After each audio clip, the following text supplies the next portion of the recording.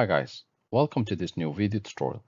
In this video I will show you how you could easily enable or turn on the on-screen keyboard. So if your keyboard is not functioning or some of the buttons are not working, then this video will come into your help. First, use the mouse and click on the Windows Start menu or the button. Locate the settings and click on it to open. Let's make this bigger. And as a next step, you want to look for Ease of Access. Click on it. As a next step, scroll down on the left panel and click Keyboard. Here you will see Keyboard. Use your device without a physical keyboard.